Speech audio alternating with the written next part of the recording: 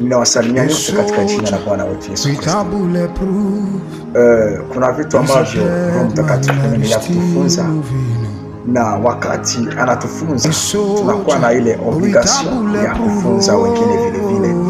Wakati kunaangalia watu ndani ya kanisa, ndani ya enzi, ndani ya jamaa, ni wakati mama uko avanturi ndani ya kanisa, ndani ya nyumba wako unatoka nje, unazani wa mama wote ni avanturi na bwana tukaka nje.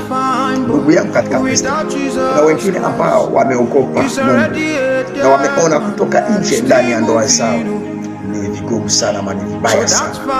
Wababa wengi wameziheshimia na wameona kutoka nje ya ndoa zao, wanaona ni vibaya sana.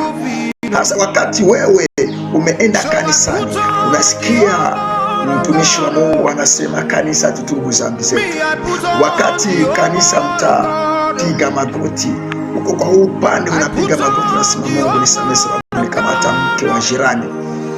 Na huyu mtu mwingine atasema Mungu ninakutukuza sababu niliona mke wa jirani alipenda tufanye naye tendo la ndoa, lakini nikaona sitaweza kuaibisha jina lako, inabidi nikutukuze, na nikakubali kukutukuza kuliko kufanya ile tendo. Hasa wakati wewe uko na tubu dhambi na unazani hapa wengine wako na tubu dhambi. Ndugu zangu, acha nikwambie kitu. Kuna watu ambao wamekataa dhambi sababu wameelewa ya kwamba kesho ni hatari. Watu wengi wamekataa mabaya sababu wameelewa kwamba kesho ni hatari.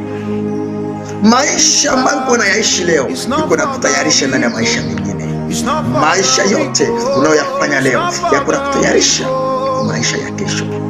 Maisha ya wengine watayarisha kunyakuliwa sababu karibuni kanisa itanyakuliwa, na wengine maisha wanayoyaishi iko na watayarisha kuteswa na mpinga Kristo sababu mpinga Kristo amejiandaa kutesa wale ambao watabaki kunyakuliwa ya kanisa.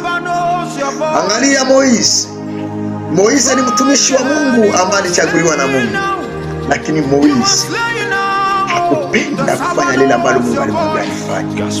Moise akamwambia piga fimbo mara moja, lakini akapiga mara pili.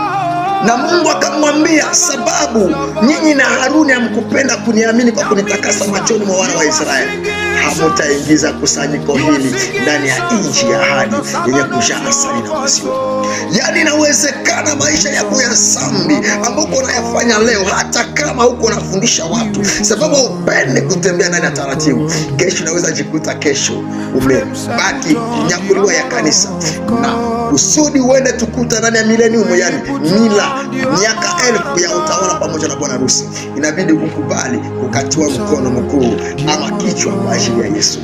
Asa ninakuuliza, eski utaitika kweli kukatiwa kichwa kwa ajili ya Yesu? Wamo umekata leo kuteseka mateso madogo tu kwa ajili ya maisha yako unaishi. Ndugu yangu, ni muda wa kuangalia njia zako.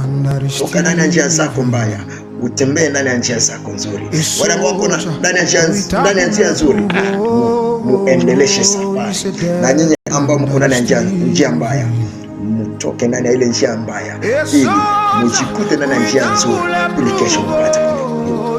Lakini kesho ni shida. Acha Mungu awalinde na wabariki katika jina la Yesu Kristo. So that fine boy without Jesus Christ is already